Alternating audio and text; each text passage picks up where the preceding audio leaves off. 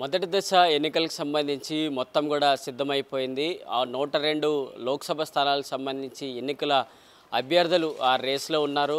దీనికి సంబంధించి అభ్యర్థుల డేటా కూడా ఎలక్షన్ కమిషన్ దీనికి సంబంధించి విడుదల కూడా చేసింది. ఎంతమంది అభ్యర్థులు రేస్లో ఉన్నారు, వారి బయోడేటా ఏంటి, వారి నేర చరిత్ర ఏంటి అంటూ కూడా ఈడీ అధికారులు ఒక క్లుప్తంగా ఒక డీటెయిల్స్ అయితే విడుదల చేశారు.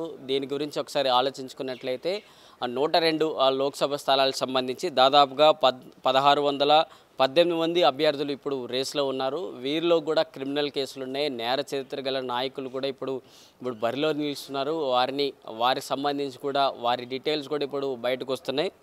252 మంది పైన క్రిమినల్ కేసులు ఉన్నాయి. దాంతోపాటు 161 మంది పైన తీవ్రమైన క్రిమినల్ కేసులు ఉన్నాయంటూ కూడా అభియోగాలు కూడా వస్తున్నాయి. మరి 7 మంది అభ్యర్థుల పైన హత్య కేసులు కూడా ఉన్నాయి. అలాగే 19 మంది పైన హత్యాయత్నం చేసిన అభియోగాలు కూడా ఉన్నాయి. అలాగే 18 మంది పైన మహిళల పైన నేరాలు అభియోగాలు ఉన్నట్లుగా కూడా ఈ డేటా కూడా వెలువడుతుంది. మరి 35 మంది అభ్యర్థులపైన విద్వేష ప్రసంగాలు చేసినట్లుగా కూడా ఒక డేటా కూడా వస్తుంది. మరి చూడాలి 42 స్థానాలకు సంబంధించి 42 స్థానాలకు సంబంధించి 41% మేర రెడ్ అలర్ట్ అయితే కూడా ఈ 102 స్థానాల్లో ఉన్నాయంటూ కూడా చెప్పుకోవచ్చు. ఆయా స్థానాలకు సంబంధించి ఆయా చోట్ల దాదాపుగా 102 లోక్సభ స్థానాలు బరిలో ఏవైతే ఉన్నాయో అందులో 42 స్థానాలు ఉన్నాయంటే దాదాపు అందరిలో కల్లా అభ్యర్థులు 3 నుంచి 4 లేదా అంతకంటే ఎక్కువ మంది పైన నేర చరిత్ర గల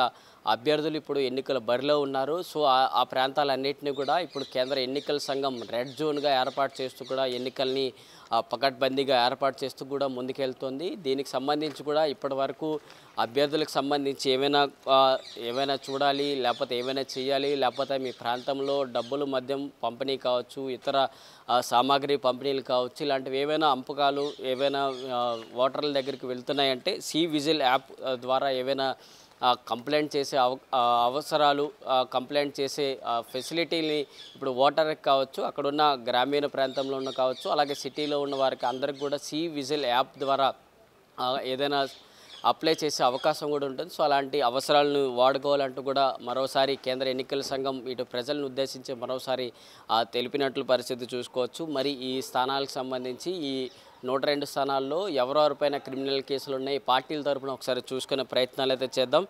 బీజేపీ పార్టీ తరఫున 77 మందిలో దాదాపుగా 28 మంది పైన క్రిమినల్ కేసులు ఉన్నాయి. అలాగే కాంగ్రెస్ పార్టీ తరఫున 56 మందిలో దాదాపు 19 మంది పైన ఈ క్రిమినల్ కేసులు ఉన్నాయి. అలాగే అన్నా డిఎంకే తరఫున 36 మందిలో 13 మంది పైన ఉన్నాయి. అలాగే బీఎస్పీ తరఫున 86 మంది ఉండగా అందులో 11 మంది పైన క్రిమినల్ కేసులు ఉన్నాయి. అలాగే తృణమూల్ కాంగ్రెస్ సంబంధించి 5గురిలో 2 పైన క్రిమినల్ కేసులు ఉన్నాయి. అలాగే సమాజ్వాదీ పార్టీ తరఫున 7గురిలో 3 పైన ఉన్నాయి.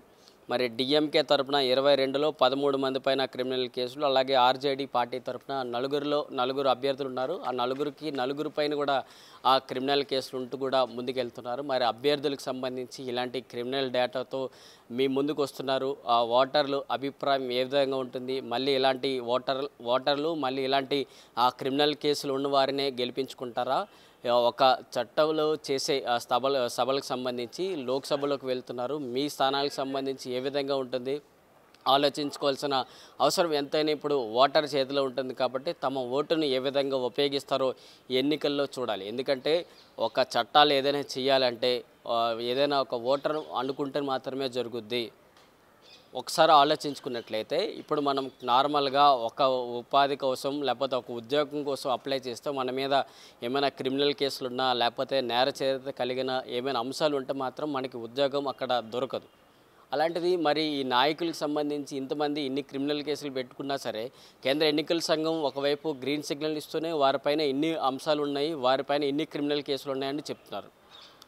మరి ఏ విధంగా ఉంటుంది? మరి అభ్యర్థులకు సంబంధించి అభ్యర్థుల డేటా బయటకు వచ్చినప్పుడు ఇన్ని రోజులు ప్రజలు ఉంటున్నారు. ప్రజలకు సంబంధించి మీ నియోజకవర్గంలో ఈ అభ్యర్థి పైన ఇన్ని క్రిమినల్ కేసులు ఉన్నప్పుడు అలాంటి అభ్యర్థికి మీరు ఓటేస్తారా లేదనేది అక్కడ ఉన్న నిరుద్యోగులు కావచ్చు, ఉద్యోగులు కావచ్చు, చదువుకున్న ఉపాధి పొందుతున్న వారు కావచ్చు, వీరందరూ కూడా ఏకతాటి మీదకి వచ్చి వారందరినీ గెలిపిస్తారో ఓడిస్తారో అక్కడున్న వారిపైన అభిప్రాయం చూసుకోవాలి. ఎందుకంటే ఒక ప్రాంతంలో ఒక సమస్యలు తెలిసిన వారు మాత్రమే తమ ప్రాంతంలో సమస్యలను క్లియర్ చేస్తారు. మరి అలాంటి సమస్యలను క్లియర్ చేయడానికి ఇలాంటి క్రిమినల్ కేసులు వారు ఉన్నవారు వస్తే వారి కేసుల గురించి వాళ్ళే చూసుకుంటారు తప్ప సమస్యల గురించి ఏం ఆలోచిస్తారు? ఈసారైనా ఎక్కడి నుంచైనా ఆ నియోజకవర్గాల్లో ఉన్న ఓటర్లు కావచ్చు, ప్రతి ఒక్కరు కావచ్చు, మీ సమస్యల కోసం మీరే పోరాడండి, మీ సమస్యల కోసం మీరే నిలబడండి, వారిని గెలిపిస్తారు.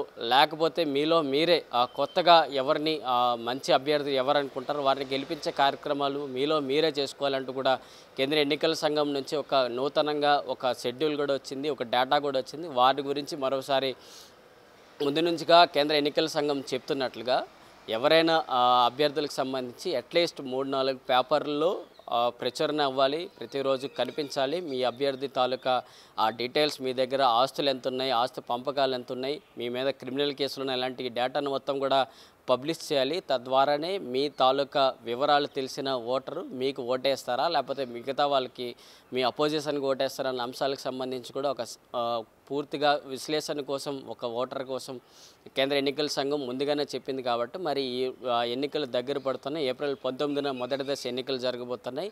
దాదాపు 102 స్థానాల్లో ఈ 42 స్థానాలకు సంబంధించి రెడ్ అలర్ట్ జోన్గా ఉంది. కాబట్టి మరి ఏ విధంగా ఉంటుంది, అభ్యర్థులకు సంబంధించి ఓటర్లు ఏ విధంగా అనుకుంటున్నారు, ఏ విధంగా ఓట్లు పడబోతున్నాయి, ఏ విధంగా ఓట్లు వస్తానికి సంబంధించి మరింత అప్డేట్స్ కోసం మరింత ఎదురు చూడాల్సిన అంశాలు అయితే కనిపిస్తున్నాయి. వీడియో జర్నలిస్ట్ సంజయ్ కౌశల్తో ప్రశాంత్, ఆంధ్రప్రభ, న్యూఢిల్లీ.